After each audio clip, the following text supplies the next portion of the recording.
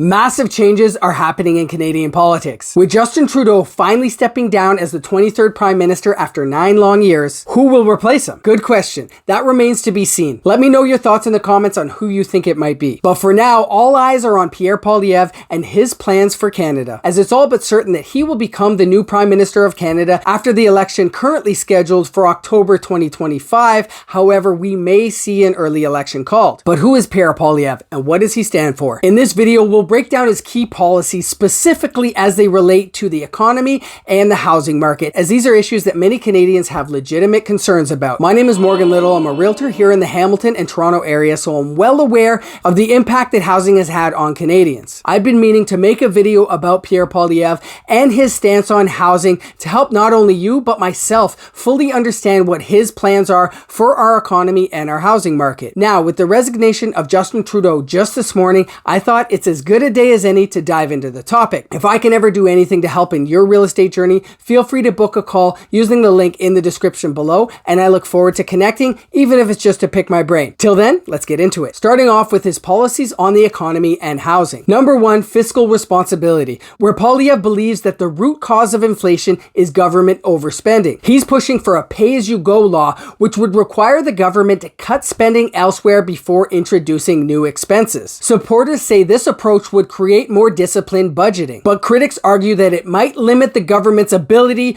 to respond to emergencies like the pandemic. And number 2 is the Bank of Canada's oversight. Poilievre has been highly critical of the Bank of Canada, accusing it of contributing to inflation through its excessive money printing. He proposes independent audits and even replacing the current governor of the Bank of Canada, Tiff Macklem. While this does resonate with Canadians concerned about rising costs, economists warn that undermining the Bank of Canada's independence could harm Canada's financial stability. Number 3 is his stance on tax reduction. Poilievre says he wants to put more money back in the pockets of Canadians by cutting personal income taxes. This move aims to address the financial squeeze felt by many Canadian households due to inflation and rising costs. However, tax cuts could reduce funding for critical programs like education and healthcare, unless offset by spending cuts elsewhere. Number 4 is a controversial one, and that's the defunding of the CBC. A longtime critic of the CBC, he's proposing to defund them altogether, claiming the public broadcaster costs Canadians over $1 billion in taxes each year. Also, he's suggesting repurposing buildings like the CBC headquarters in Toronto into affordable housing. While some applaud this creative idea, others are worried about losing a key source of Canadian content and journalism. Now let's get into housing policies. Starting with the incentivization of construction. Poilievre plans to hold cities accountable for housing shortages by linking federal infrastructure funding to housing growth. In this scenario, cities would need to increase home building by 15% annually to avoid funding cuts. And of course, critics argue that municipalities are already facing enough challenges like zoning laws and labor shortages, making these targets difficult to achieve. Next, we have federal property conversions. He wants to sell off 15% of the government's underutilized buildings to be converted into affordable housing. This would increase supply without requiring new land development, but some question whether this will have a significant impact on affordability given the scale of the housing crisis. But at this point, I think every little bit counts. And third, here he talks about streamlining bureaucracy. Poilievre talks about how excessive red tape and slow permitting processes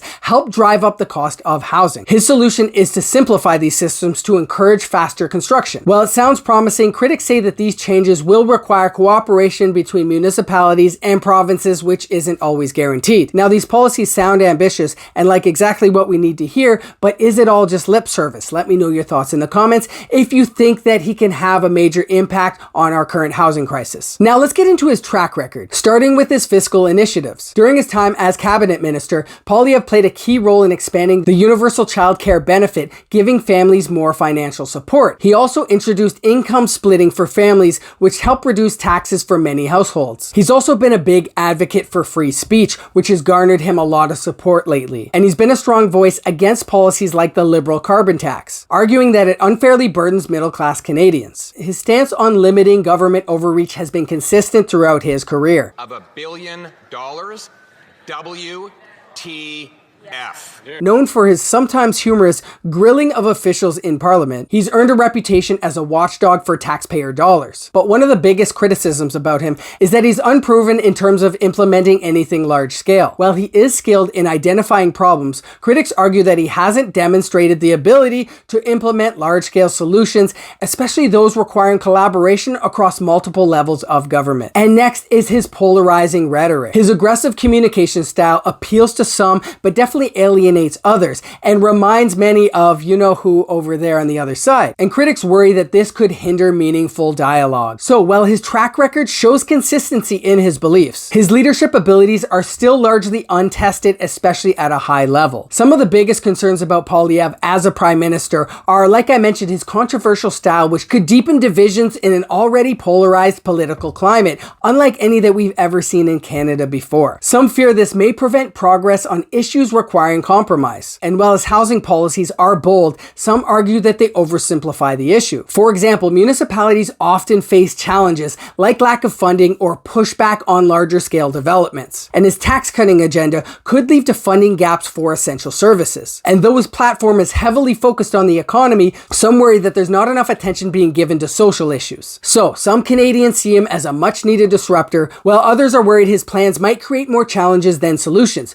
What do you think? Whether you support him or not, we're going to be seeing a lot more of him, so you might as well get to know what he's all about. I'm sure you have opinions, and I can't wait to read them below in the comments. Leave them there. Again, if I can ever do anything to help in your real estate journey in the GTA, feel free to reach out, book a call using the first link in the description below, or simply shoot me a text, and I look forward to connecting. Till then, I'll see you on the next one.